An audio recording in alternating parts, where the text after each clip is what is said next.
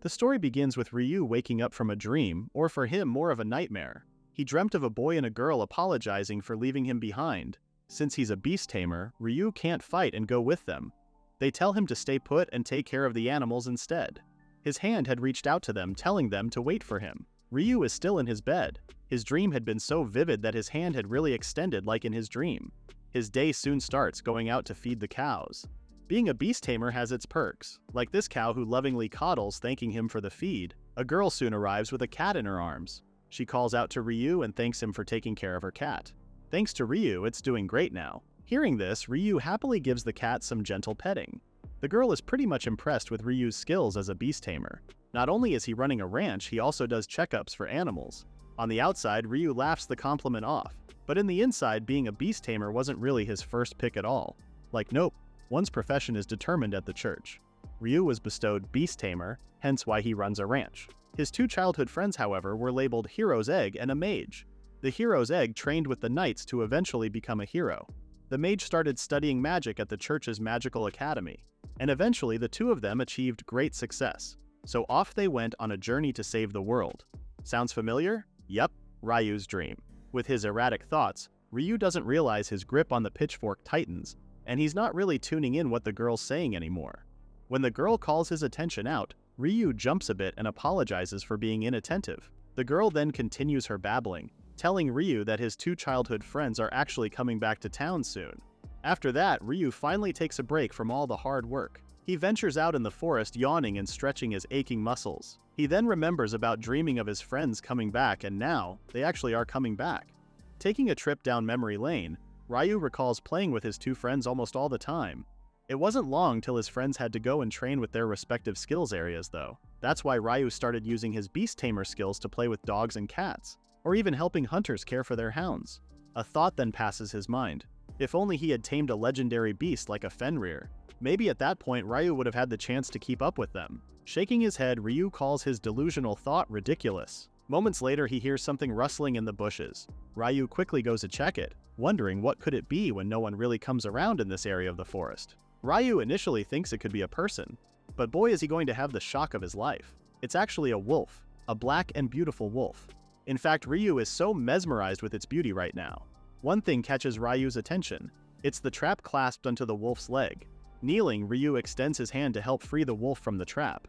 However, the wolf starts rustling and growling, eventually biting onto Ryu's arm.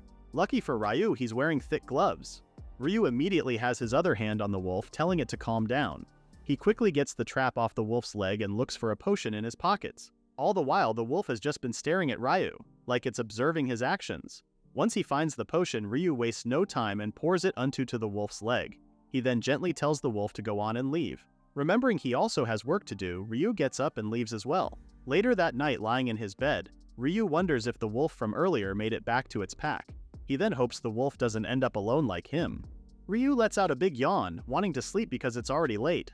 But how could he do such thing when he has an unexpected guest sitting on his windowsill? Ryu jolts from his bed when he hears something greeting him good evening and telling Ryu what a lovely moon they have tonight. He then agrees with the wolf. In his mind, Ryu confirms this wolf to be from earlier. But wait, did it just talk? So this creature isn't a wolf, but a monster. The creature then tells Ryu it came because it has a question for him. Ryu starts internally panicking. If this beast can speak human tongue, then it's a higher tier species, no doubt. When Ryu says he'll answer its question as long as he's able to, the creature appreciates Ryu's honesty. If Ryu makes a wrong move, he's sure he'll be dead in seconds. It then asks Ryu as to why he chose to help the creature and even using a valuable potion to heal its leg earlier in the forest. Ryu is in a crisis right now. He definitely can't say the creature reminded Ryu of himself. It'll see right through him and kill Ryu instead. A startled Ryu is brought back to his senses when the creature tells him to hurry up with his answer. Its middle name isn't really Patience, if I must say. Closing his eyes, Ryu decides to risk it and says he helped the creature because Ryu thought it was beautiful. The creature's mouth drops to the floor, even more flabbergasted when Ryu adds how he thought it would be such a waste to let something so beautiful die right there. The creature couldn't take it anymore and throws on a fit of laughter. It's lived so long, but this is the first time it's hearing such a ridiculous reason for helping it. Covering its mouth, the creature calls Ryu a one-of-a-kind. Out of all of the humans it's saved for fun, Ryu is top tier, a rare commodity. So Ryu helped for nothing? He is not impressed. Calling Ryu's attention, the creature asks Ryu for his name since it has taken a liking to him. It even tells Ryu that he doesn't need to be so formal. After Ryu tells the creature his name, it suddenly announces that Ryu belongs to it starting right now, and no objections are allowed. Dumbfounded. Ryu is dumbfounded. He then asks what it meant with belonging to the creature. It exactly means how it sounds like. Because Ryu doesn't seem to understand the whole sitch, the creature tells him that it's taking Ryu home as its pet. Yup, Ryu is now the creature's a pet. Before Ryu could make any violent reactions, the creature suddenly transforms into its true form. Gone is the tiny, timid wolf. Right now, Ryu is staring at a humongous Fenrir who also destroys his rooftop. Well, be careful what you wish for, Ryu.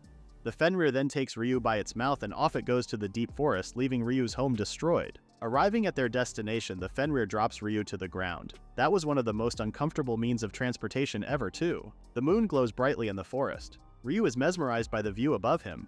And it's not the moon. Ryu is standing below a cliff. Above him is a pack full of angry Fenrirs. Amongst the Fenrirs is a massive one, standing proud and strong. This must be their leader. There must be at least 30 of its members present right now. And all the Fenrirs have one thing in common. They're all glaring at Ryu. Let's hope it's not the end for him.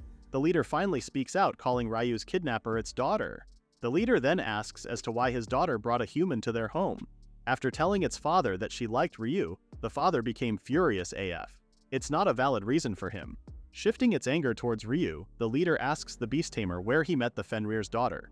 Knowing full well he's being targeted, Ryu gives him a quick respond, telling the Fenrir leader they met at the ranch where Ryu works. The leader barks another question, asking how exactly the two met, to which Ryu honestly says he saved her when she got caught in a trap. This time, the leader seems to be suspicious of Ryu, telling the beast tamer that his daughter can break human traps in an instant. So why save her? Ryu screams with all his heart, explaining how the Fenrir daughter told Ryu that it was just a game she plays, pretending to be caught. The Fenrir leader's anger dissipates, obviously dismayed that this is happening again. Before the situation further escalates, the Fenrir daughter speaks up once more. She tells her father that Ryu is a beast tamer who can perform medical diagnosis on beasts and animals. She believes that her grandfather, the Fenrir elder, will be cured. The Fenrir leader is skeptical of his daughter's claims, saying the elder's condition is because of old age and no human can save him from death. But the Fenrir daughter argues that the elder's illness is actually from a lack of magical energy, disclosing she's the reason why. Hearing their conversation, Ryu manages to get caught up with what's happening inside this pack. So the elder, the boss OG of the Fenrirs, is basically dying and Ryu got kidnapped because she wants to save her grandfather. Seeing this as his window of opportunity, Ryu butts in their argument and asks to see the grandfather Fenrir so he could diagnose it. However, the Fenrir leader screams bloody profanity at Ryu, refusing to let Ryu see the old Fenrir. Pointing to the Fenrir daughter, Ryu tells the leader that his daughter wants to save her gramps. Ryu then makes a plausible argument by telling the Fenrir leader that there's no harm in letting him see the old Fenrir. If it's really dying from old age, then Ryu will gladly step back. There is no harm in trying, right? The Fenrir daughter looks at Ryu, seemingly touched by the tamer's words. The Fenrir leader then allows Ryu to make his medical examination on the old Fenrir, pessimistically telling Ryu it's only a waste of time. They all approach a tree and inside it lies a disheveled Fenrir who looks like it has gone through hell and back. The Fenrir daughter wakes the elder Fenrir, but before she could formally introduce Ryu, the tamer holds his hand up, signaling her to stay quiet. Ryu stretches his hand and introduces himself. He also tells the elder Fenrir that he's there to treat its illness since it's his granddaughter's wish to save the old Fenrir. Coming out of the tree hole, the elder Fenrir slowly stands up and tells Ryu no ordinary human can cure his disease, but Ryu is confident that he can. But healing the elder Fenrir won't be any beneficial to him, so Ryu wants to make a deal. All the other Fenrirs are shocked with Ryu's bold request. The Fenrir leader is furious now, calling Ryu a lowly human and traitor. He also wants to kill him right then and there. The Fenrir daughter steps in to defend Ryu, asking her father to wait for a bit. Meanwhile, the elder Fenrir asks Ryu if he really believes he can cure him. A confident Ryu replies yes. When asked what he wants, Ryu tells the elder that he wants to become stronger. Curious, the elder Fenrir asks Ryu why, to which the beast tamer tells him that he has the same reason as the elder's granddaughter. She wanted to save the elder but couldn't do anything, so she came to Ryu for help. That alone shows how badly she wants to save the elder Fenrir.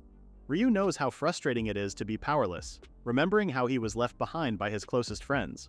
The elder then makes his decision, accepting Ryu's deal. Ryu then takes off one of his gloves. All the elder Fenrir needs to do now is bite into Ryu's arm and drink his blood.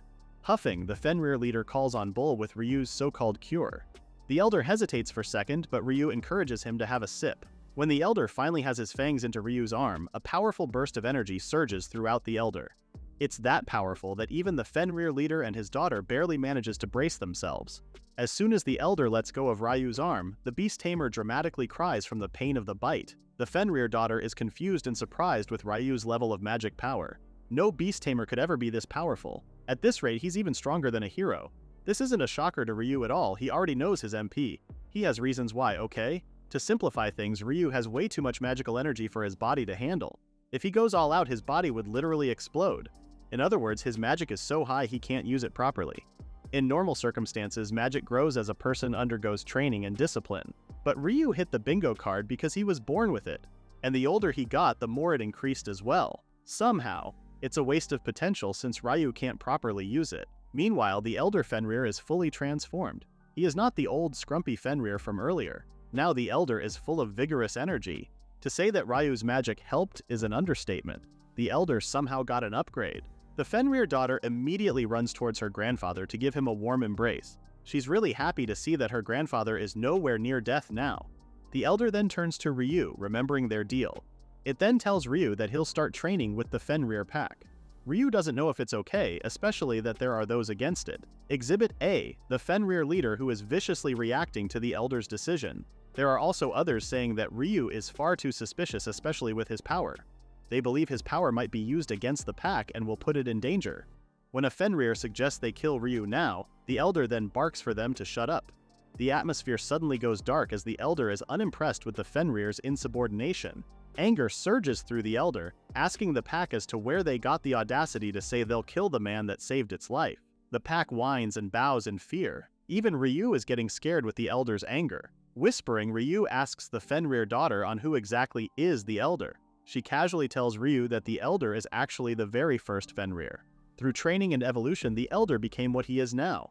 No wonder the elder is that powerful. The atmosphere soon turns back to normal and the elder asks Ryu for his decision. The beast tamer is still adamant. Will he really be able to control his magic if he trains with the pack? The elder then tells Ryu he'll need a lot of power and determination to do so. Ryu will live and eat with the Fenrirs in the forest. Eventually, he'll break through his human limits and become strong enough to wield his magic. But this comes with an ultimate price. It may all sound so easy, but it isn't. Ryu might die trying. He knows this. The only thing comforting him is the thought of being reunited with his friends. If he can be with his friends again, then he'll gladly take the risk. Resolute, the beast tamer confirms his decision on training with the Fenrir. The elder then presents Ryu with a fang. Not just any fang, but the fang of the elder himself. Ryu is absolutely thrown to the roof upon knowing it's a Fenrir fang. It's an insanely rare and valuable item. The elder explains that the fang will help Ryu control his magic. The Fenrir daughter then interrupts the men by saying she'll take care of some things too.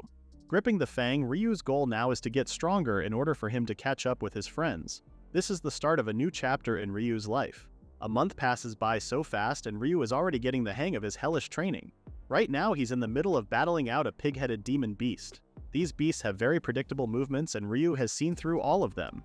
First, dodge its club. An opening is made so Ryu then slices its arm. While it's stunned by the pain, Ryu then goes for the leg, and when it loses its balance, aim for the neck. And there you go, killing pig-headed beast 101 with Ryu. After that, he then turns to tell the Fenrir daughter, who's actually called Milady, that he's killed one beast. On Milady's side, well, she's just yawning while lying on the pile of pig-headed demon beasts she just finished. It seems that Ryu was too slow that Milady ended up taking care of the rest of the beasts, just as what Ryu would expect from a Fenrir. After training, the two start a bonfire so they could make something to eat. Ryu is wiped from training. While munching, Ryu grumbles about training. He can definitely handle low-level monsters now. However, he's got a long way to go. Indeed, he's gotten stronger from when he started. Milady even recalls Ryu's first day of training. He could barely dodge a pig-headed beast attack and now he's able to defeat one. After a solid month of being thrashed by a pack of Fenrir, that would really solidify Ryu's training. He got chased by Fenrirs to build stamina. He learned survival skills like how to start a fire. That was a rough one even for Milady. They almost died of hunger in the forest. Ryu also ate mildly poisonous berries to build up poison resistance. That wasn't fun either. It almost felt like he was more on adapting to survive rather than getting stronger. Taking out the elder's fang, Ryu is still happy about receiving this gift. It's unbelievably sharp too. Milady boasts pride of her grandfather. She's incredibly proud of him, of course. Realizing it just now, Ryu thinks it's also a pretty big deal that the elder's granddaughter is looking after him as well. Ryu's train of thought is interrupted when Milady rehashes what really happened to her grandfather before. Her demeanor suddenly drops as she remembers how she pestered the elder for a name. Naming a magical beast involves bestowing a part of one's soul and a massive amount of magic power. The elder attempted the naming ritual but suffered from magic power depletion. Ryu tries comforting Milady, giving her a gentle pat on the head. She did everything to save her grandfather. The elder even told Milady not to fret about it anymore. He would very much be happier to see Milady smiling rather than sulking. A Fenrir then butts in, rushing to call Milady. Apparently, the elder has a message for them, but before the Fenrir could get to it, the Fenrir looks at Ryu vilely. After giving Ryu a snarky greeting, it then tells Ryu that the elder wishes to discuss his training. It then orders Ryu to head over to the elder as to not keep him waiting. Arriving at the giant tree, both Ryu and Milady greet the elder. Almost immediately, Ryu voices his concerns on the elder showing him so much favor. This much attention from the elder has a lot of the pack members unhappy about it. Even that messenger was glaring daggers at Ryu. Barking out a laugh, the elder tells Ryu not to fret about those things. It won't matter because the elder's the one who brought Ryu here to train. Besides, the rest of the pack will soon have to acknowledge Ryu as a true member of the pack. With deadly seriousness, the elder announces Ryu's upcoming trial. A show of strength is the swiftest solution to those harboring discontent with Ryu's presence. If he overcomes this trial, he will become a true member of the Fenrir pack. Ryu initially shows a split second of fear, but then remembers his goal here and asks what his trial is. The elder then orders Ryu to hunt a cockatrice, the rooster fiend bird. There is only one condition to this. Ryu is to hunt the beast alone. Hearing this, Ryu is now worried. A cockatrice is a top-tier beast. Even B-rank guild adventurers hunt in parties for it. But the elder wants a novice like him to supposedly hunt it alone? Totally insane.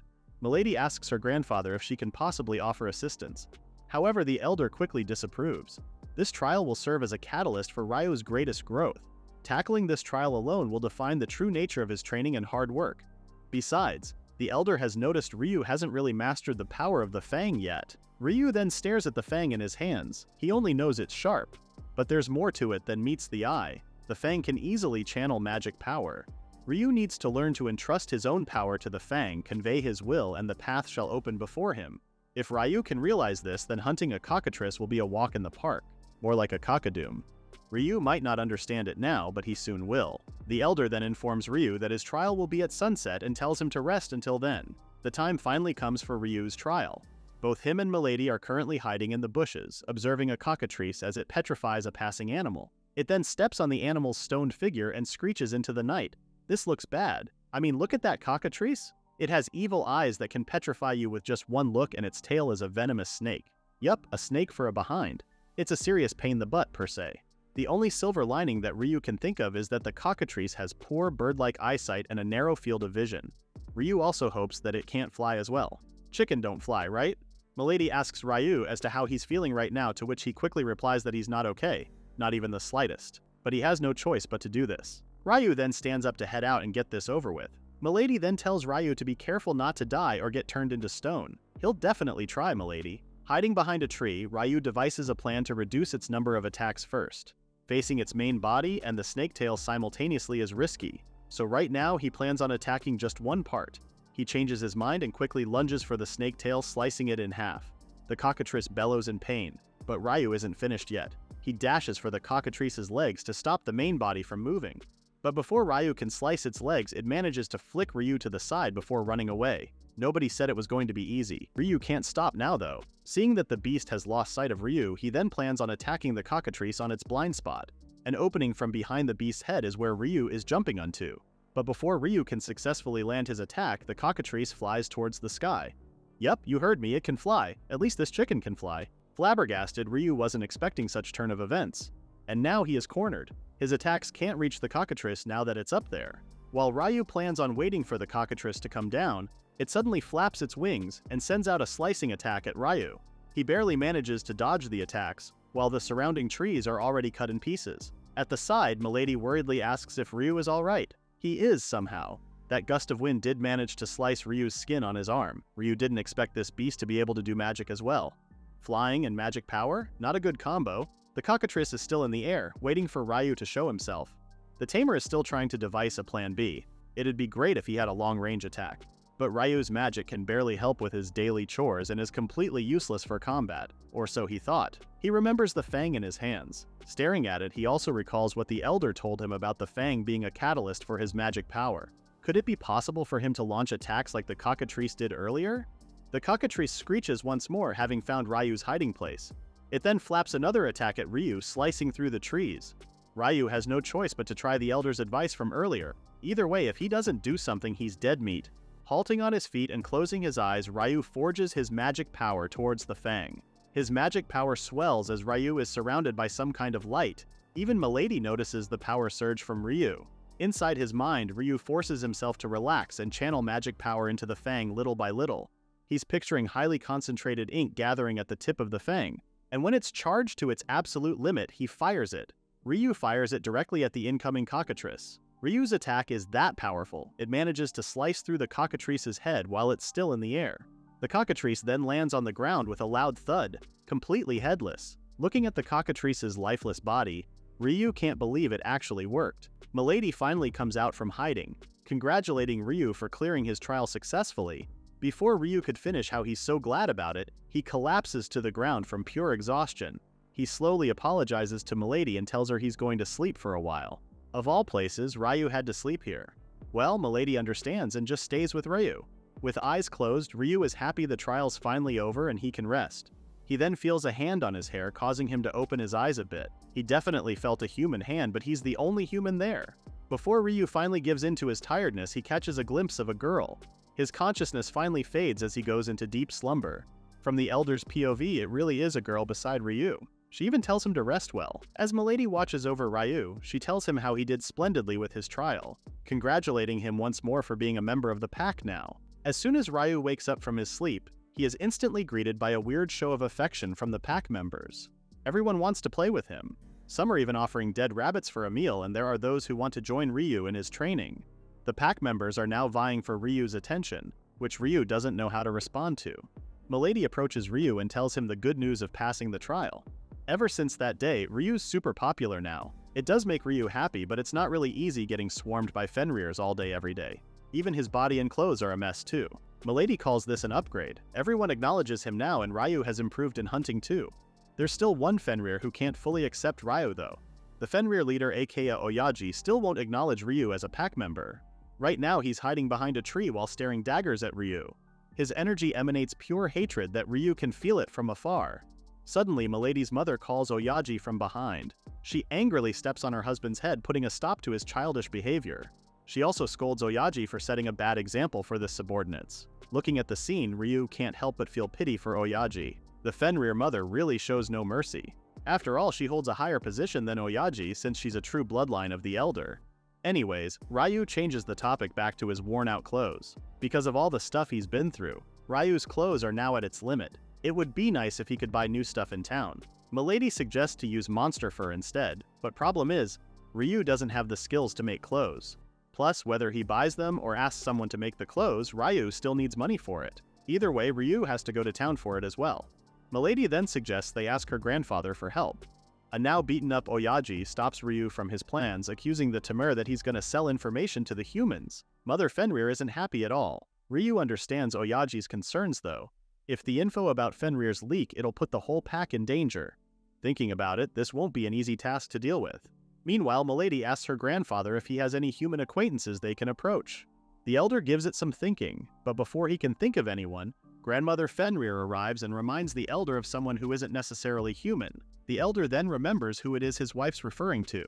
The elder then shares to Ryu about a dwarf who happens to be his acquaintance. Dwarves may be short, but they are incredibly strong and skilled with their hands. As long as they have the materials, they can surely make Ryu some clothes. The elder's acquaintance lives in the land of the dwarf. If he asks him personally, they should agree to help Ryu. With this information, Ryu happily thanks the elder. Oyaji butts in once more, warning the elder that Ryu might speak to humans along the way and betray the pack. Grandmother Fenrir then suggests they send Milady with Ryu to keep an eye on things. This doesn't bode well with Oyaji, but it's high time Milady saw more of the world. Grandmother Fenrir then asks both Ryu and Milady if the idea is okay with them, to which they agree to. Milady kinda blushes and avoids eye contact with Ryu. Seems like our girl has a little crush on the beast tamer. Oyaji dishearteningly disagrees with his mother-in-law's plan. His face is met with a loud smack from his wife. The women of the pack quickly change the subject while Oyaji is knocked out on the side. Grandmother and Mother Fenrir both tell Milady that she needs to look extra cute. Ryu can't really hear this part, but he's getting suspicious as to why they're awfully in a good mood. The elder then catches Ryu's attention, telling him about a handy spell for carrying material. The elder will teach him this spell so he can carry monster material Ryu can sell for cash he will need there. Holding a hand to his chest, Ryu is thankful to have managed to work something out. Land of the dwarf, here they come. After a while, Ryu finally has everything he needs to take with him. He's managed to use the storage magic the elder taught him to pack up the materials Ryu gathered during yesterday's hunt. He's only missing one more thing before departing for the land of the dwarf. He then asks Mother Fenrir on the whereabouts of Grandmother Fenrir and Milady. The Mother Fenrir tells him they'll be arriving soon, and she's sure Ryu will be very surprised. Soon after, Grandmother Fenrir announces their arrival. As soon as Ryu turns towards them, he is surprised with the beautiful girl beside Grandmother Fenrir. He is confused as to why there's another human in the forest besides him. Blushing, the girl asks Ryu what he thinks of her appearance. This leaves Ryu even more confused. She knows his name, yet her voice sounds so familiar. The wheels in Ryu's head start turning, and Ryu now knows this is Milady. She gives her grandmother a high five for the successful human transformation. This should help Milady blend in with humans as well. Come to think of it, Ryu remembers the girl he saw after defeating the cockatrice. He now pieces the puzzle together and realizes it was Milady. Sharing her side, Milady has been practicing the transformation magic for a long time now. She's always dreamt of looking like a human and going out into the world with Ryu. At first, Milady could only hold the spell for a short while, but since her mom and grandmother taught her the magic trick yesterday, she can finally transform so as she pleases. Approaching Ryu, the elder asks him of the favor of giving Milady a proper name. This surprises Ryu, as this means Milady would have to form a contract with him. The elder deems it doable since Ryu's magic power is through the roof. Concern forms on Ryu's face.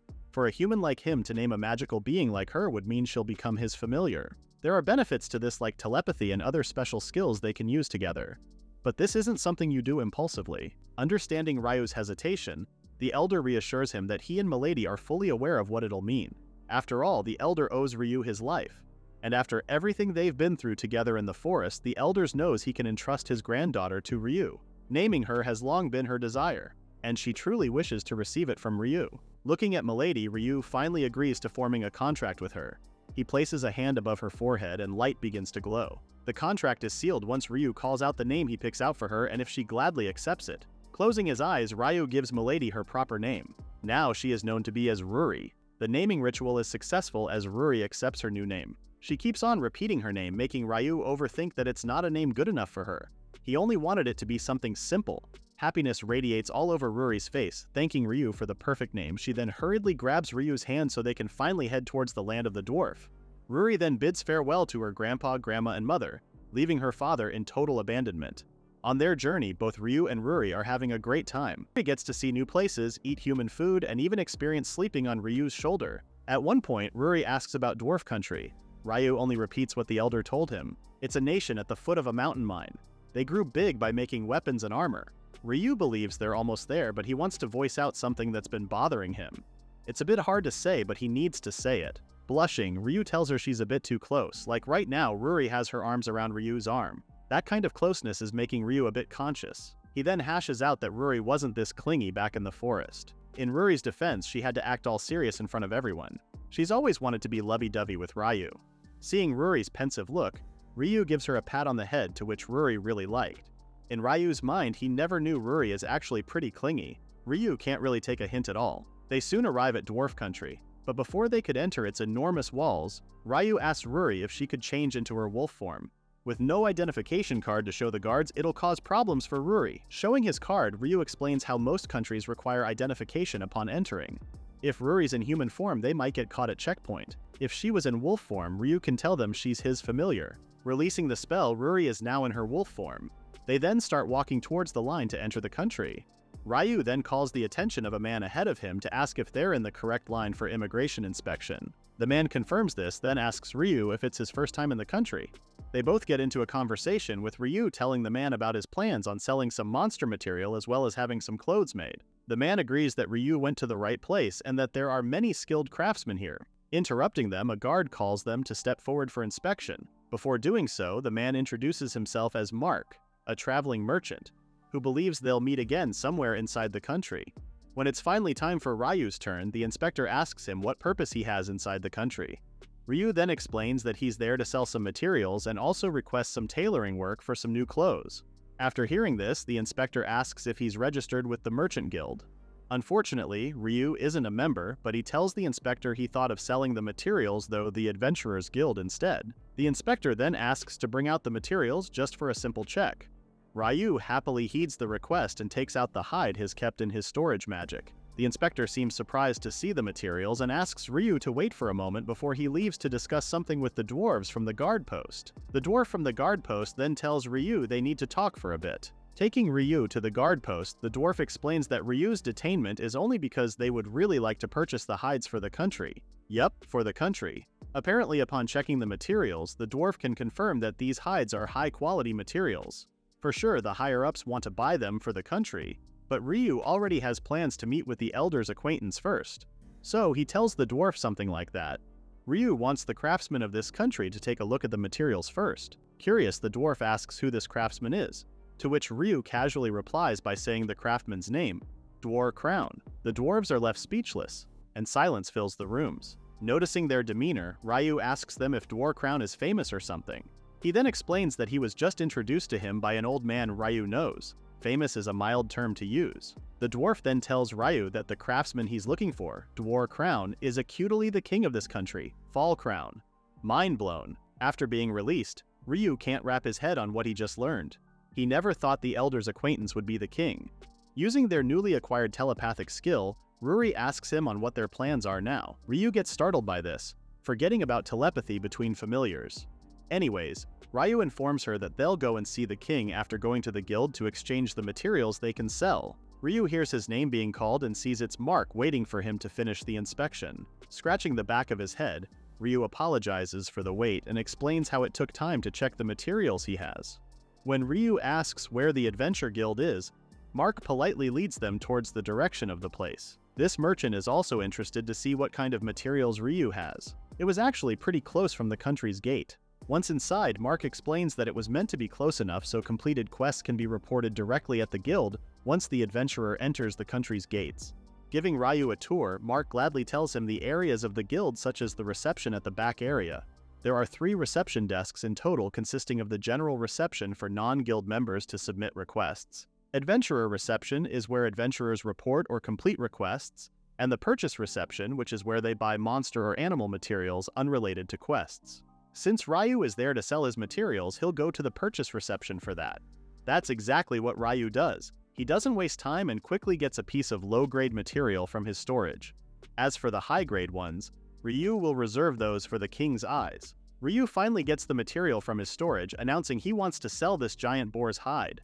The receptionist quickly heads to the back and asks Ryu to wait for a moment. A lot of bystanders are awestruck with Ryu's material. Even Mark asks where Ryu got the hide from. People start gathering around Ryu, giving out their compliments for an amazing hide. It's pretty rare to see such a big catch plus of superb quality. A humble Ryu isn't used to such attention, telling the crowd it's just boar's hide.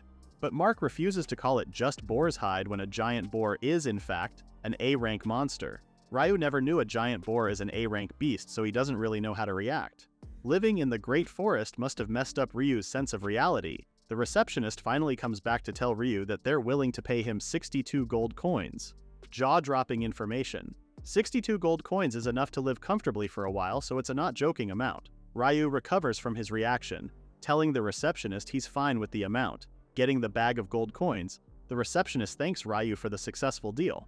Everyone is elated for Ryu. One even hugs him since it's the first time he's seen such a huge amount of money just from selling materials. Another even comments that Ryu may become an exclusive merchant for the country, or even become an S-rank adventurer. Thinking about it, Ryu can't seem to wrap around his head on the idea of being strong now. He's strong enough to defeat monsters that are rare and valuable. Ruri, who's been listening on Ryu's thoughts, lifts her chin up, proudly telling him she's the reason why he's become stronger. Anyways, Ryu and Ruri finally has the money needed for his clothes. Now they just need to go and meet the king. Hopefully nothing goes awry. Meanwhile, at the castle, a guard hurries to report to Lord Dwar about a man who wants the king to examine some monster materials. Not just any materials, but super valuable materials like the hide of an A-rank monster. The guard calls it suspicious, asking the king as to what he wants them to do with the man. The king then orders the guard to bring Ryu in the castle tomorrow, thinking Ryu might have good use to them. No matter what, they must bring Ryu to the king. Smells trouble, don't you think? After a long day, Ryu and Ruri found themselves a nice inn to stay at. The owner is even kind enough to wash Ryu's clothes. She also patched up the torn parts of his clothes, especially the part around the sleeve. Ryu was grateful for the owner's kind gesture, especially for letting him borrow some pajamas. When Ryu first came to the inn, the owner really thought he was either a vagrant or a robber, judging by his clothes. She wonders how one could be doing to have his clothes in such a state. Dryly laughing, Ryu doesn't answer her. What is he supposed to say? That he's been training with Fenrir? Ruri confirms their destination for today, which is the castle. Ryu did promise the guard post yesterday when the king's messenger arrived at very inconvenient moment. The messenger, aside from relaying the king's message, also introduced the inn to Ryu. But the adventurers at the guild took it as a direct summon from the king, saying Ryu must be a total celebrity and all. They soon arrive at the castle, with guards lined up all the way to the doors leading towards the throne room. Ryu takes note of such an extravagant welcoming for an ordinary guy like him. More like a way to trap someone, Ryu. Before opening the doors, the guard warns Ryu not to do anything disrespectful towards the king. Inside, another batch of guards are lined up on both sides of the room, with the king sitting at the center end. Ryu can already feel the intense energy radiating just from the king's gaze.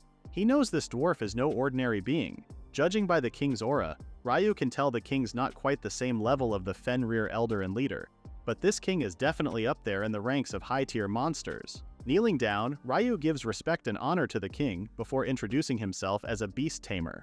The king then goes straight to agenda, relaying how he's heard from his soldiers about Ryu and his desire to have his clothes made by the king. Ryu takes out the hide from his storage, politely confirming his plans. But the king rudely asks him if Ryu stole the hide he just presented, leaving Ryu stunned by such accusation. Ryu still remains respectful despite the king's rude behavior. He is the king, but that's not an excuse to be an a-hole. A calm Ryu explains how the hide he has with him is from a monster he hunted himself. Even from a distance, the king can spot the materials Ryu has with him. He doubts that Ryu hunted a monster in the Great Forest. Him? A mere beast tamer actually hunted a top-tier monster? Downright absurd. The forest is even known to be the home to the cursed Fenrir, the king utters. Now this gets Ryu's ears tingling. Did the king just refer to the Fenrir as cursed? This dwarf who's supposed to be the elder's acquaintance? Something's not adding up, so Ryu decides not to mention the elder at all. Apologizing, Ryu further explains that he wasn't alone when he hunted the beast. A friend helped him as well. When the king asks what kind of friends Ryu has, the beast tamer lies about not knowing their names since they were just hunters. The king grows even more suspicious. This irks not only Ryu but also Ruri.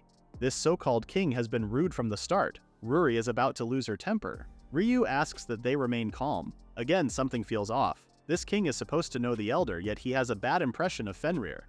The number of guards surrounding the throne room and outside the room is suspicious too. It's only Ryu, a mere human, and Ruri, his familiar.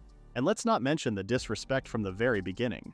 The king already has an impression of Ryu even when they've just met. Now, Ryu is unsure if it's okay to ask the king for his help. The king then makes an exchange with Ryu. He'll craft Ryu's clothes, but in return, Ryu will leave all the monster hides as payment. The king also asks for a payment for Ryu's crime of theft. Standing up, Ryu has had enough of this dwarf's belittlement. No pun intended. Ryu then directly tells the king he won't hand over the hides.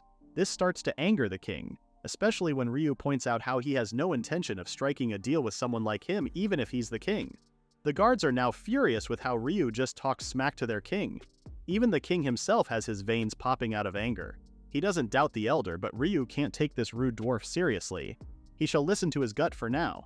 Before they know it, the king orders his guards to arrest Ryu. The guards rally up on Ryu, trapping him with their sharp weapons. Ruri immediately asks Ryu to let her handle the situation, but Ryu asks her to stand down. Stirring up trouble with an entire kingdom is not on their bucket list. When the king asks Ryu why he's not resisting, the beast tamer only replies he knows he can't win against an entire kingdom. After calling Ryu's decision a wise one, the king then commands the guards to throw Ryu and Ruri in the dungeon. Inside the dungeon, Ryu is disheartened with how sourly things became. They confiscated all the hides for Pete's sake. Even Ruri isn't impressed, still thinking it was a better idea if they fought back. Ryu never really expected the outcome to be like this. He thought they would just get kicked out, and he really didn't want to fight someone who's supposedly the elder's friend. The good thing is, Ryu still has the fang with him. The guards thought it was just some trinket and didn't bother taking it. Ryu gets the scare of his life when someone uttered "hey" from behind. Turning around, Ryu sees it's a dwarf who's asking Ryu what's he doing inside the dungeon. Ryu then explains how he refused to sell the monster hides to the king. The dwarf sighs, seemingly disappointed that Ryu got arrested for such a petty thing.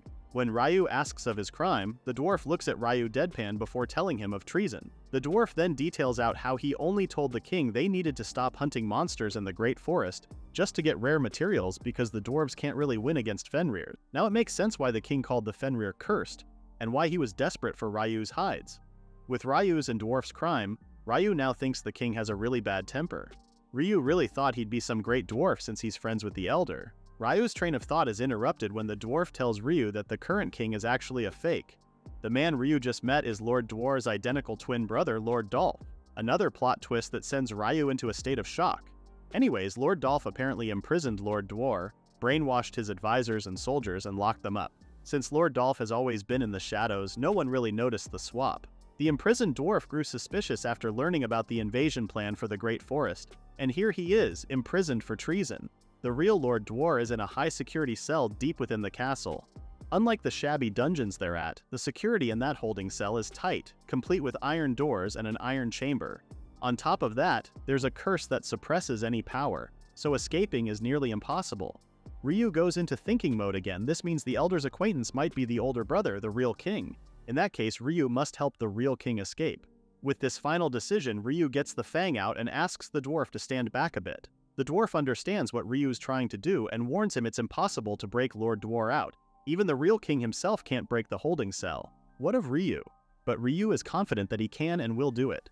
Both Ryu and Ruri head towards the dungeon's railings, easily breaking it with their combined strength. It's not impossible if it's Ryu and Ruri we're talking about. Amazed, but somehow a bit petrified, the dwarf asks Ryu of their identity, to which Ryu gladly tells him they're beast tamers with their familiars. Ryu extends his hand, helping the dwarf stand up. Together, they venture out to save the real king. Hiding behind a wall, the dwarf tells Ryu that Lord Dwar is imprisoned at the end of the hall where 2 guards stand by. The dwarf is still a bit doubtful if they can really save Lord Dwar, but Ryu reassures him they can. They have business with the real king, they'll definitely save him. Ryu then asks the dwarf if he can somehow fight, to which the dwarf shares he's actually a warrior but without a weapon. That's sort of impossible. No worries. Ryu and Ruri will take the lead while the dwarf can stay back and keep an eye on things. Before you know it, Ryu and Ruri are already running towards the guards. The guards are now on their feet, commanding Ryu and Ruri to stop or they'll get killed. Ryu doesn't want a bloodbath and tells Ruri exactly that. Their goal is to knock them out. Right now, Ruri's role is to keep them distracted while Ryu attacks them. A guard aims his weapon at Ryu, which he swiftly dodges. Their combat style is totally different from other monsters. Dwarves move slower even in comparison to Fenrir. The dwarves' presences and actions are so much easier to read than other monsters too. Ryu easily blows an attack on the guard's nape, knocking him out in the process. The other guard is swinging his sword at Ruri, expecting to defeat a mere wolf with one swing. However, the guard's sword gets spliced in half. Ryu quickly sees an opening and kicks the guard straight in the face. Now that that's over, Ryu calls the dwarf out. The dwarf is actually surprised to see the 2 guards completely defeated. Their country's soldiers shouldn't be weak at all.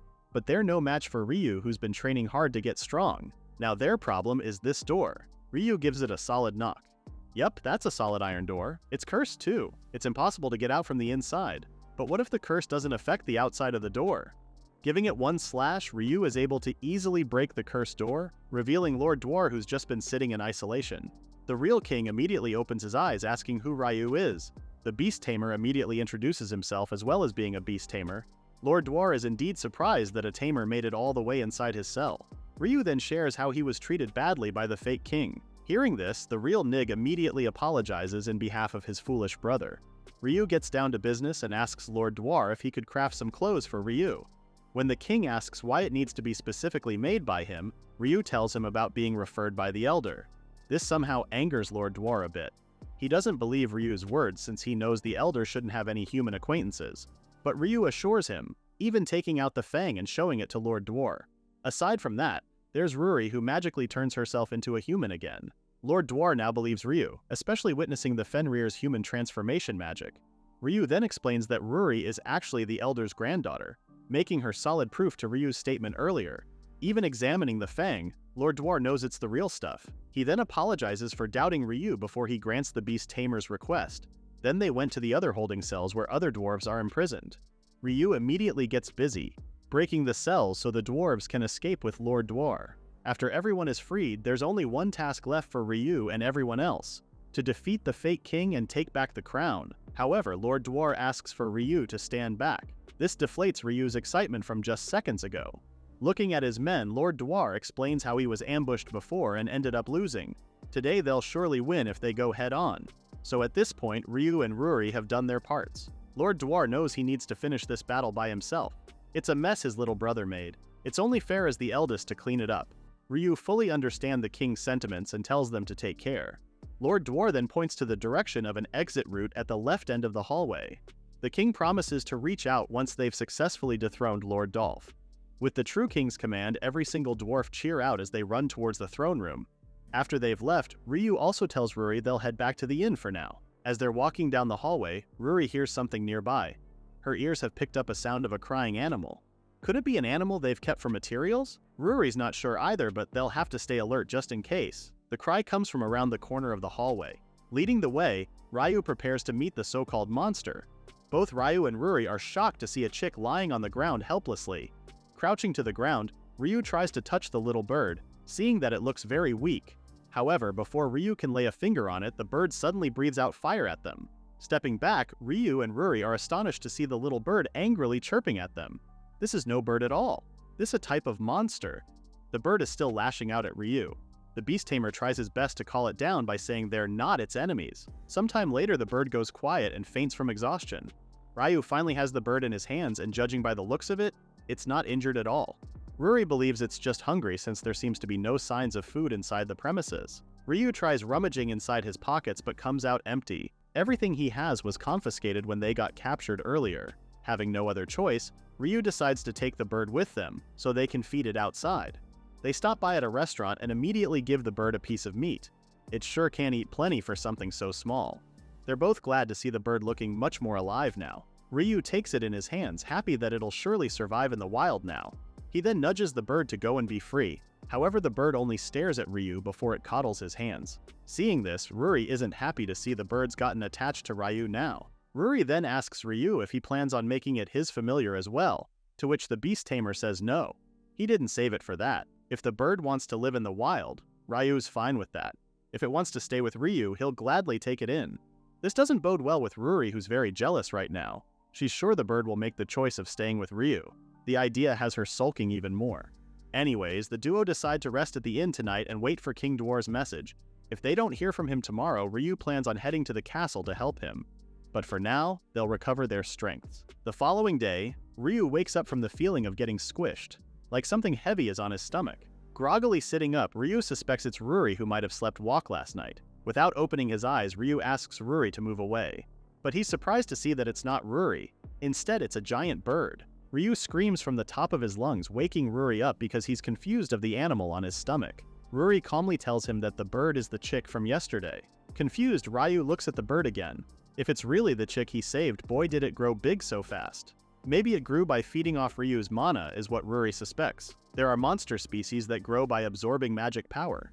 But it's also pretty rare for a monster to grow this fast. Ruri already has a hunch on what this bird is. Before she could say anything else, the inn's owner calls out for Ryu because soldiers are outside. This startles the bird and it goes flying outside the window. Both Ryu and Ruri can only stare at it as it flies away. A summon from the king is what the soldiers are there for. Ryu and Ruri immediately set off for the castle. The issue with Lord Dolph has been properly dealt with, and the king cannot thank Ryu enough. Before discussing Ryu's clothes and weapon, Lord Dwar calls out his little brother to come out from hiding. Apparently, there's something Lord Dolph wants to say to Ryu. A remorseful Dolph slowly approaches Ryu and Ruri, bowing down as he apologizes for his misdeeds. It's a surprising scene because Lord Dolph's aura has completely changed. Ruri is still a bit angry at Lord Dolph for pretending to be king. The fake king explained how he was just jealous of his older brother since he's known to be the most skilled craftsman in the country. Because of that, everyone only gave jobs to him. Lord Dolph never got the chance to even touch materials. It was degrading as a fellow craftsman. So, Lord Dolph tricked his older brother, telling him about rare materials and locked him up in secret. Lord Dolph figured if he became king, he could command soldiers and secure materials. People would commission him work without finding out the truth of his identity. Everything was going according to plan, until Ryu showed up. When Lord Dolph saw the materials Ryu brought, he knew they were A rank to S rank quality stuff that's never seen on the market or at the guild. Lord Dolph thought Ryu was just an ordinary beast tamer that can easily be blinded with money. But then Ryu wasn't that kind of person at all and refused to sell. That made Lord Dolph think Ryu saw right through his facade. He got overwhelmed with anger and did the awful things he did. Lord Dolph once again bows down, apologizing to Ryu. The king also bows down to Ryu, apologizing for being partly to blame for his little brother's actions. If Lord Dwar had been considerate of Lord Dolph's feelings, none of this would have happened. Lord Dolph disapproves with the king's actions, quickly telling Lord Dwar he isn't at fault. The king then makes the suggestion of having Lord Dolph make Ryu's outfit. When Ryu asks him why, the king details how Lord Dolph is more skilled with his hands than him. Lord Dolph will and can make the best outfit possible for Ryu.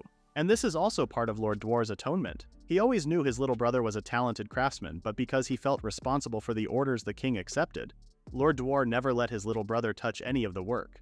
It's only now that Lord Dwar realizes how his actions had wounded Lord Dolph's pride. If her had just acknowledged him from the very start, if they had worked together, this wouldn't have happened. Vouching for his brother's skill, Lord Dwar asks Ryu to please let Lord Dolph make his outfit. Ryu happily agrees with Lord Dwar, earning thanks from the king and a sounding why from Lord Dolph. Smiling, Ryu tells Lord Dolph that he's being acknowledged by the best craftsman in the country. If Ryu can get a quality outfit from him, Ryu's got no complaints. Lord Dolph can't believe that Ryu would trust him after everything he did. The king sees this as a way to prove to Ryu how he's terribly sorry for his mistakes.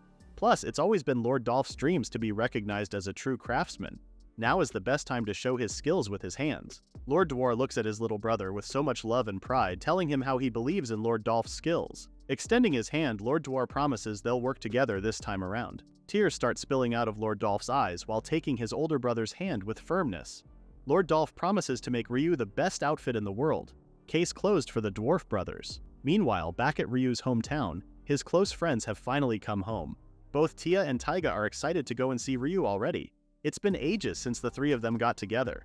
Tia hopes their friend is doing okay too. However, they arrive at Ryu's home only to discover it destroyed. A villager arrives and Tia immediately asks where Ryu is. The villager doesn't get a chance to answer her quick because she bombards him with worried questions. Taiga asks her to calm down before asking the villager what had happened to Ryu's house. The villager then tells them that Ryu is missing and has been missing for over 2 months now. There was a loud noise on the night of a full moon, but when they came to see what was happening, they only found Ryu's home in disarray. No one knows why Ryu would just suddenly disappear. Tia knows their friend wouldn't just leave. He works hard every day, tending to horses and cows that liked him. The villager that tells Tia and Taiga they did find animal fur inside Ryu's home. At first they thought I was livestock fur, but now they think it might have been a monster that attacked Ryu. Determined, Tia turns to her horse so she could start looking for Ryu. A hero can't possibly just forget about her responsibilities, so she plans on looking for Ryu during their travels. Taiga wants to as well, but they really have no idea where to start. On her horse, Tia vows to find Ryu no matter what, and if he's dead, she's determined to punish those responsible. Tia's resolve might have reached Ryu because he just sneezed out of nowhere. Let's go back to dwarf country, shall we? Lord Dolph is working tirelessly to forge a weapon out of the Fenrir fang, but no amount of hammering and heating can break through the fang, deflating Ryu and Ruri's spirits along with the dwarf brothers. Ryu is losing hope for the fang. They've done hundreds of attempts and still no luck. Even Ryu tried cranking up the flame's temperature as high as it could go. Still nothing. They're all in a sticky situation right now. Taking out the fang again, Lord Dolph suggests using flames from a magical beast that's equal to Fenrir's magic power. Maybe that'll work. The disconcerting thought is if such species existed. A light bulb clicks in Ruri's mind, asking if flames from a Garuda would possibly do the trick. While Ryu doesn't know what that monster is, the dwarf brothers are surprised with Ruri's suggestion. A Garuda is a divine bird, scratch that, a legendary eagle said to possess dragon-slaying power? It's ancient legend, so it's not a shocker that Ryu hasn't heard of it. When Ryu asks her if she knows a Garuda, Ruri tells him that Ryu actually does too. Drumroll please, it's the chick Ryu saved from the dungeon. Quite a shocker for Ryu. Ruri then explains how the chick grew so much thanks to Ryu's magic power. No regular magical beast would grow that huge in a single night. Only high-ranking magical beasts with a vast reservoir of magic power can do that. So Ruri is pretty sure that chick is a Garuda. But the problem is, the Garuda escaped or fled. The brothers then get to thinking. Upon hearing Ryu's explanation of what happened, there's a high chance the Garuda is on the mountain behind the castle. So much time has passed that it's risky to search for it now. However, if it means they can forge the fang, it's a gamble they'll have to take. Since the brothers can't leave the castle unattended, they ask Ryu and Ruri to search for it for the Garuda. Ryu obliges and sets off with Ruri. Their task proves to be a hard one at that. They're not even sure it's still here. Ryu is getting hopeless again. Even Ruri's thinking the same thing. She really thought it'll come flying towards Ryu's magic power. Yup, making Ryu the bait. They start searching other areas, walking these vast land. Suddenly Ruri's ears pick up a cry from nearby. Lo and behold, it's the Garuda running from a monster trying to eat it. Ruri immediately notices that the Garuda's having a hard time flapping its wings. Suspecting it to be injured, Ryu quickly asks Ruri to save the Garuda. They finally save the Garuda and take it back to the castle. While it's sleeping soundly, Ryu and Ruri watch over it. It was surprisingly close by. Ryu really thought it had flown much farther away. A sad Ruri asks if it's possible that the Garuda doesn't have parents. It was all alone when they found it, so maybe it doesn't know where home is, or if home really exists. Lord Dwar arrives to ask Ryu on the Garuda's condition. Reporting to the king, Ryu tells him the Garuda is doing fine since it was barely a scratch. They just need to wait for the Garuda to wake up. Though Ryu isn't so sure if the Garuda will really help them. The Garuda stirs in its sleep, starting to finally wake up. As soon as it lays its eyes on the dwarves, it goes frantic and flies towards Ryu for safety. While the Garuda cuddles Ryu, the beast tamer is confused with its actions and tries to reassure that it's safe now. Ruri approaches them, straightforwardly asking Ryu on making the Garuda his familiar. Ruri voices out her worries on leaving the Garuda on its own again. It'll probably run into trouble if they do so. And since it has no one, and obviously like Ryu, it may be the best decision to make it Ryu's familiar. Ryu looks at the Garuda. While it's true that they need its help, Ryu doesn't want to force it to stay with him. Opening a window, Ryu lets the Garuda make the final decision. He then asks the Garuda if it'll stay with us and lend them its strength. Ryu also tells it that it's not obligated to do so and is free to leave. Everyone watches in anticipation. Finally, the Garuda flaps its wings and flies towards Ryu's shoulder. Shocked, Ryu asks it once more if it's sure with its decision. The Garuda happily chirps its answer. Ruri is relieved with its decision too. Both Lord Dwar and Lord Dolph are astonished. A familiar contract with a Garuda? An opportunity like this is incredibly rare. Since it's a momentous occasion, the king suggests they hold the Nan ceremony in the town square where everyone can witness it. Everyone gathers in the town square, and by everyone I mean there's a huge crowd. Gorads, civilians, even Mark the merchant is here. Lord Dwar apologizes for the huge crowd. This is supposed to be a ceremony on a short notice, but since it's not every day that the king steps out in public, then this kind of attention is understandable. When Ruri suggests they reschedule, Ryu tells her it's okay and they just need to get it done with.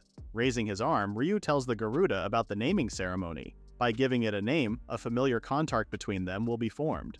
Ryu wants the Garuda to think of it like becoming family. The Garuda joyfully chirps in agreement on becoming family too.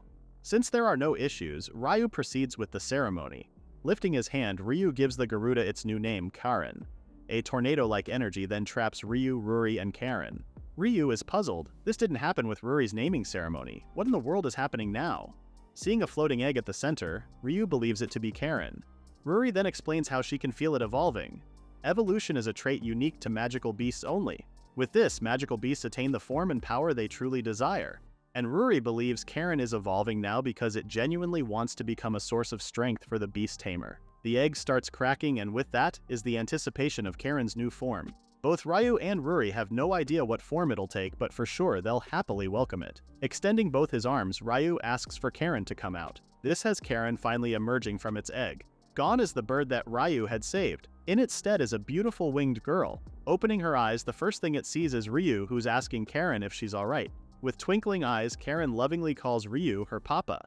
Papa wasn't in Ryu's bingo card at all. Karen happily explains how she managed to take the same form as Ryu, her papa, though it may have took a little while to achieve. Speechless, Ryu is still stunned that Karen really means him as papa. Well, he did say they were to be family. Guess this is it. Karen then tells Ryu how lonely she's felt ever since she was born. That's why she took the form of a human. A despondent Karen recalls her life. When she was born in this town, she had no mama or any friends. She kept on looking for her family, but whenever people found Karen, they'd shoo her away by calling her monster. She's been living on the run her whole entire life. This now explains why Karen fled when the soldiers came to the inn a few days back. Karen nods and further tells them that her life had changed when both her papa and Ruri, her sister, helped her. Smiling, Karen divulges how it was the first time someone had been kind to her. That's why she loves both Ryu and Ruri so much, wishing to become the same as them. Ryu then lovingly gives Karen a gentle pat on the head. Their mini-family introduction is interrupted when the dwarf brothers are calling Ryu from outside the fire tornado. Ryu immediately asks Karen to put out the flames around them, to which she gladly does so. The dwarf brothers rush towards Ryu, who tells them the naming ceremony went well. Lord Dolph was absolutely astounded by what he witnessed, though he did call it incredibly dangerous as well. Their king then notices Karen and asks who she is. Ryu quickly introduces her to the brothers as the Garuda, but in human form. Both brothers are amazed that something like this is possible. Well, what can they expect from a divine bird, right? Now, Ryu worries this might cause an issue in forging the sword. The king reassures him that everything will be fine as long as Karen can handle the flames. Before heading back to the workshop, the king orders his soldiers to explain the situation to the townspeople as not to worry Ryu. As they head back to the castle, Mark the merchant picks up one of Karen's feathers. An all-knowing smile forms on his face as he calls Ryu different from other humans. Whether this dude is a friend or a foe remains to be seen. A month later, Lord Dolph presents Ryu his new leather armor, his finest masterpiece to date. Ryu is instantly floored with how amazing it is, calling it a magnificent and fine-crafted armor. Lord Dolph can't take all the credit. Ryu did provide him with excellent materials. Lord Dolph then further tells the beast tamer that his new armor also comes with a heat fluctuation nullification effect. This means that fire and ice attacks are useless against the armor. Lord Dolph made this possible by weaving in Karen's molten feathers on the armor. Garuda feathers actually possess both heat resistance and heat absorption properties. The armor also offers protection against both heat and cold, making it even more useful for Ryu. Lord Dwar then arrives to announce that the sword is now ready. They've finally managed to forge a sword from the Fenrir's fang. Ryu takes notice on the unusual blade design. Lord Dwar calls this a special type of sword known as a wakizashi. With its single-edge design, it significantly improves its cutting power. The king managed to learn forging such sword from the eastern land. Ryu also thanks Karen for doing her best. If not for her, they wouldn't be able to forge the fang at all. The king then asks Ryu to do the honors of giving the wakizashi a name. Normally, the blacksmith would be the one to bestow the name. But since this sword was forged exclusively for Ryu, Lord Dwar believes it is only right for the beast tamer to name it. Ryu has a hard time thinking of a name. He's being asked so suddenly that his mind is out of ideas. The elder then comes to Ryu's mind, sparking a name for the sword. Ryu then decides to call his new sword Wolf. Straightforward as ever, Ruri comments. Since the name has been decided, the king asks Ryu to give it a test cut. It'll be best to do so before using it in actual combat. Everyone heads out to the town square again for the test cut. A crowd forms around them again, expecting to see something amazing from Ryu once more. Eyeing the crowd, the king reckons an overplay of the last naming ceremony spread across the town and well, hence the crowd. The king apologizes to Ryu for holding this at the town square. If they did it and something were to happen at the castle, it would cause an uproar. There's nothing to be worried about though. The king already has soldiers stationed to keep the citizens at a safe distance. That's all Ryu needs to hear. After all, injuring civilians isn't part of today's agenda. Lord Dolph then makes the announcement introducing the new sword forged by the king himself and unveils it with its name. The king then gives his instructions on what Ryu needs to do. Drawing Wolf, Ryu needs to unleash his magic power into the sky with everything's got. That way, the true extent of the sword's power will be revealed. Everyone leaves Ryu at the center of the vicinity. Ryu still worries about affecting his surroundings. To minimize any potential damage, Ryu plans to focus his magic power on a single point as much as possible. Lifting the sword towards the sky, Ryu strikes a singular attack. The sky seemingly explodes with so much intensity and force, leaving everyone utterly shocked and mind-blown. The crowd cheers in excitement, incredibly amazed with what they just witnessed. Karen is very proud of her papa slicing the sky too. The king already expected much. I mean, he did forge it from the elder Fenrir's fang. Its magic power conductivity is in a completely different league from other materials. No further adjustments are necessary. Their little chit-chat pauses when a citizen screams to look at the sky. Looking up, Ryu is yet again surprised. He can't believe he's seeing a dragon right now, and it looks like there are people aboard it. The dragon soars the vast sky circling the town square. Ryu and the others are taken aback when the people riding the dragon jump and land in front of them. The four people headed by an old man greets Ryu, leaving the beast tamer confused AF. These strangers' arrival only makes sense when Ruri enthusiastically calls the old man grandfather. Yep, that's the elder all right. So the others accompanying him are Ruri's mom and dad, of course. Ruri's grandma, who looks pretty young for her age too. Lord Dwar approaches his longtime friend, asking the elder on his well-being. The two exchange pleasantries before the elder tells them the reason why they're here. The Fenrir pack has a small favor to ask Ryu and his familiars. Spotting Karen, the elder is also curious with the Garuda's identity, but they have more pressing matters to discuss for now. The elder then tells Ryu about a troublesome beast that's about to reawaken. Its name is Evil Dragon, the sorceress Evil Dragon. This beast has 3 serpentine heads and a colossal chalk-white body. Not only can it wield magic, but it also has knowledge of all forms of magic, ancient to modern and eastern to western. Long ago, the Elder, along with other representatives from other species, tried to subjugate the dragon, but because it spawns itself from its very own wounded flesh and blood, they had no choice but to seal it away instead. Hearing this, Ryu dreads the dragon's existence. Having received word about the collapsing seal, the Fenrir bloodline have come forth to prepare for battle. With this, the Elder asks Ryu and his familiars to join them in this battle. Since they're facing a formidable foe, they'll need all the help they can get. But Ryu is worried he's not fit enough to fight this dragon. After all this time, Ryu still doubts his fighting prowess. Barking out a laugh, the Elder dismisses such ridiculous thoughts. Ryu has trained with the Fenrir pack. No doubt he can fight well enough. In fact, he's even better than most out there. The Elder asks the Beast Tamer to have more confidence with himself, especially that the Elder thinks so highly of Ryu. The Beast Tamer reluctantly agrees. Ruri happily confirms her participation as well. When asked where this dragon is, the Elder tells Ryu it's in the Dragon Kingdom. To be precise, it's sealed in a cave near the Dragon Kingdom. The Fenrir pack will join forces with the Dragon Kingdom's people called Dragonkin. With no more time to lose, the Elder tells them they'll discuss the other details later. For now, they must go to the Dragon Kingdom at once. Just as Ryu is about to ask on their transportation means, the dragon from earlier starts talking. It comments on how weird it is to see a Fenrir converse with a human. It's uncommon and unheard of in their world. The dragon then asks Ryu if he's the Fenrir's disciple. In a state of shock, Ryu just completely stares at the beast, remarking how huge the dragon is. The Elder then butts in, apologizing for the late introductions. This dragon is the Elder's sworn brother, the Earth Staff Dragon. The beast smiles at Ryu, giving its pleasantries to the Beast Tamer. Ryu can't seem to form sentences right now, still in awe with the dragon's presence.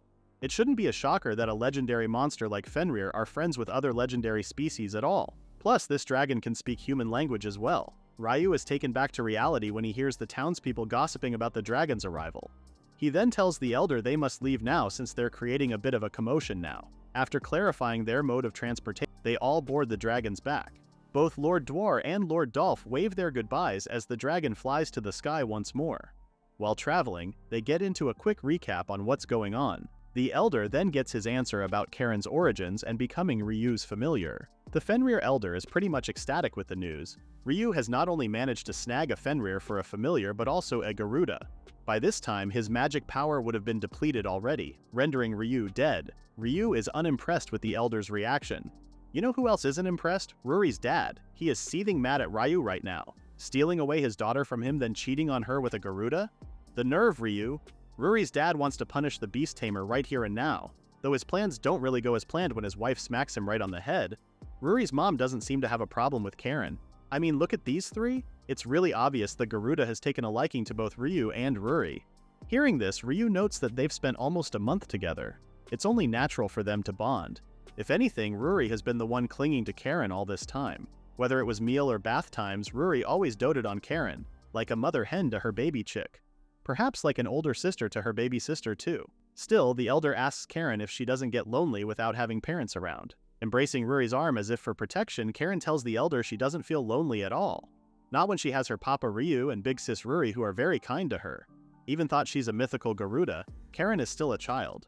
With that, the Elder knows it's always better for her to have more people to rely on. Besides, if Karen thinks of Ruri as a big sister, then Karen is practically a daughter to the Fenrir pack as well. With smiles on their faces, the Fenrir family asks Karen to think of them as her family as well. Though it may be awkward at first, but still it'll be nice to have a big family to rely on. Although shocked at first, Karen's heart warms with the Elder's request. Teary-eyed, the Garuda gives a sincere okay to them. After some time, the dragon announces their arrival at Dragon Kingdom. Ryu then takes a peek and sees the amazing land covered with buildings and houses. The dragon then shares to the amazed Ryu that the castle and the entire castle town he's seeing right now is the Dragon King's territory. Because of its small size, the Dragon Kingdom isn't really the dragon's favorite place though. Dragonkin are half human, so the buildings and other stuff are made to human size. So, a regular dragon like the Earth Staff Dragon needs to be in human form to fit in these buildings. Although dragons and dragonkin get along well, the needed transformation is quite the hassle. At long last, they arrive at the castle entrance. The dragon then transforms into his human form, catching Ryu off guard. Even in its human form, the dragon is still huge and tall. In human form, the Earth Staff Dragon is referred to as Lord Midgardsormr. He is immediately greeted by the castle guards. Lord Midgardsormr then introduces his sworn brother and the Fenrir family to the guards, who are happy to see legendary magical beasts that will aid them in defeating the evil dragon. The other guard notices Ryu as the only human present. Lord Midgardsormr clears the air by telling the guard that Ryu is actually the Fenrir's disciple. The guards seem baffled. A human as a disciple? Unheard of. They're quite hesitant with Ryu's involvement in battle. How can a human like him be of any use in battle with the evil dragon? Ruri's dad is furious once more. This dude really has a bad temper. He's offended with the guard's statement. Are they saying the Fenrir pack trained someone weak? The guard immediately tries to clarify his words, but Ruri's dad is already pissed AF and wants Ryu to show these guards his true strength. That way, no one will ever doubt Ryu's power. An angry dad pointedly asks for the guards to get their superior, asking for a duel between the superior and Ryu. Well, Ryu looks like he's stuck in a situation that's unwanted for. The superior soon arrives and the two get in position for battle. Ryu still can't believe it's come to this, but I guess he has no other choice, especially that Ruri's dad is screaming at him to win or else he's gonna wipe Ryu out. Serving as the judge, Lord Midgardsormr tells both participants that the match is only decided if one of them faints or gives up. The superior is no ordinary foe. He's actually the military commander of the Dragon Kingdom. Just because Ryu looks like an ordinary human to him, the commander won't be holding back. As soon as the commander gets into a fighting stance, Lord Midgardsormr gives the go signal for battle. The commander quickly dashes towards Ryu, who had only a split second to up his defenses. Each of the commander's blows are heavy and he's very quick on his feet as well. Ryu is having a hard time in both his offenses and defenses. As the commander tries to land another strike with his sword, he starts mocking Ryu, telling him that weak defenses aren't even enough to face the evil dragon. The military commander of the Dragon Kingdom sure is a skilled swordsman, and it shows with the way he battles. Ryu knows he can't knock him out, so he plans on having the commander raise his white flag instead. Ryu honestly knows he doesn't stand a chance in terms of sword skill, but he may have a fighting chance if he imbues his blade with magic power, and if he somehow manages to land a hit, the commander should falter. This plan could create an opening for Ryu to subdue the commander. He can't go all out though. We've seen what this blade can do. Keeping it to a minimum, Ryu gives it his all and tries to score a hit on the commander. Both their blades clash, but Ryu's blade, which has been imbued with magic power, catapults the commander to the wall. KO. No need to have the commander give up because he is sleeping like a baby after that attack. Everyone including Ryu are shocked with what just happened. Ryu's still not used to handling Wolf at all. Even when he said he'll keep it to a minimum, Ryu clearly misjudged the power output. Lord Midgardsormr raises his hand, signaling the end of the battle and announcing Ryu as the winner. The guards immediately tend to their injured captain while the Fenrir family cheer Ryu their congratulations. However, Ryu can't seem to be happy with the battle. He's worried about the commander's state. Lord Midgardsormr reassures the beast tamer that he'll be alright as it was a battle by mutual consent. This gives Ryu relief. He didn't really want the Dragon King to have a bad first impression on him. Approaching Ryu, the elder acknowledges Ryu's improvement when it comes to handling his magic power, though he did overdo it earlier. Still, he's doing great with practice. After that little fiasco, Lord Midgardsormr opens the castle gates and welcomes everyone to the Dragon Kingdom. As they are walking, a shadow of a lady lurks in one of the buildings. She quickly notes the arrival of Ryu and how interesting he seems to be. Smirking, she looks forward to meeting and speaking with such individual. Uh-oh, let's hope she ain't trouble. While that lady stays in the background for a bit, let's go back to Ryu and the others who are enjoying strolling the area. It's really a thriving place. Lord Midgardsormr explains that this is actually the dragon's main stronghold, which makes it as every bit of impressive as any human kingdom. Both Ryu and Ruri then notice that Karen has stopped walking and is eyeing something in a nearby shop. When she's asked what's wrong, Karen immediately tells them nothing is wrong. It's too late to deny it when they already saw Karen eyeing some pretty cute hair clips at the shop. Hearing their conversation, Lord Midgardsormr informs them that they can come back later to shop since they'll have plenty of time before the war begins. The two girls are elated to hear Ryu agree with Lord Midgardsormr, telling them they'll all come shopping together later. But of course, first order of business, meeting the Dragon Lord in the castle. The castle is bussin' with busy citizens. It's not just Draco Newts, but so many different races are present. As they walk past these people, Lord Midgardsormr explains how the Dragon Kingdom is not only a nation of dragons who can take human form, but also a kingdom of evolution. Draco Newts are part human, and there are some who are half-breeds from humans who transformed, and then they transformed as well. Some also evolved from lizard folk to become Draco Newts, hence why they have so many different forms. As they head down the corridors, Ryu asks about the Dragon Lord and his persona. Lord Midgardsormr then answers him that the Dragon Lord is special evolved type amongst the dragons. He's supremely strong since the Elder likes the Dragon Lord's power on par with his. They finally arrive at the throne room where both the Dragon Lord and Queen await them. Taking in the ambiance, Ryu can really feel the difference when it comes to royalty, just like the lords in Fall Crown. Lord Midgardsormr immediately introduces the guests to the Dragon Lord and Queen, who weren't expecting him to bring such warriors of high caliber. The Queen then turns her eyes to Ryu, asking if he really defeated their commander early. Giggling, she then tells Ryu she's never seen or heard of a human of such strength, aside from a hero. Ryu's tensed body instantly relaxes as he hears the Queen's laughter. The Dragon Lord then divulges his plans on having a strategy meeting with the Fenrir pack. Aside from that, the Queen will assign an attendant to them, telling them they can happily rest and wait in their guest rooms. Before leaving, the Elder is curious about the strategy meeting. Why would they be having one when he's not seeing any other race in this room aside from them? The Dragon Lord's face grows anxious. Silence echoes throughout the room. From this, Ryu is able to piece the puzzle together and realizes they're the only ones fighting the evil dragon. Sighing, the Dragon Lord confirms this. Last time they had the cooperation of the previous hero and various other races. But this time, with the possibility of the new generation's hero arriving, the races that helped them before have now declined. Everyone grows worried. They'll have less reinforcement than before. Will they really outsmart this evil dragon? Realizing the mention of the new generation's hero, Ryu quickly remembers his friend Tia. He then asks the dragons if they've asked help from her, thinking this is exactly when she should be stepping up. It is then revealed by Lord Midgardsormr that Tia, the current hero, has different views about monsters. She's treating all forms and mention of monsters with hostility. Whether they're half-breed or can understand and speak the human language, they're likely to be attacked by Tia. The dragons have come to realize they can't rely on her. Ryu's mind goes blank. He can't seem to process the idea of his best friend attacking monsters indiscriminately. The Elder gives his understanding towards the situation. They're already here, and they're still very much willing to help despite the lack of manpower. The Dragon Lord then bows his head to give his apologies towards the Fenrir pack. Ryu now recalls a time before Tia and Taiga officially started their adventures. Taiga had mentioned something about Tia acting strange. He just felt like something was off with Tia. Taiga then shared about a quest to deal with some monsters. Tia had this look. She's always had this frightening look towards monsters, like she abhors them. Back then, Ryu didn't think much of it, especially that Tia was never a scary person. Even when they were children and she got mad, Tia never looked or felt scary. Taiga then confessed how it's difficult for him to ask Tia directly. When he asks Ryu if he knew anything, the beast tamer could only scratch the back of his head while saying no.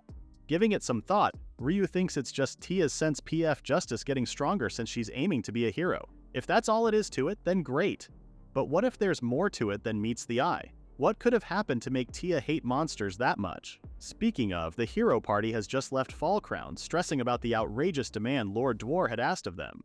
Taiga is obviously distraught to be asked for a Fenrir's fang and Garuda's flame just to make a sword. Sounds familiar? Lord Dwarf had listed the materials he'll need in order for him to make a legendary class weapon on par with his recent and finest work. Sighing, Taiga can't believe they wasted their time coming all this way because they heard the King of Fall Crown was a master craftsman. Gran the Knight butts in and comments that it did made sense. They're asking for a legendary class sword, so it's only fair for the materials to be legendary as well. Tia then tells them they don't need Lord Dwarf to make the sword, which kinda defeats the purpose of their travel. Maria, the party's cleric, reminds them that Tia is the hero, and she fights on the front lines in the most dangerous places. It's only fair if she needs the best weapon she can get.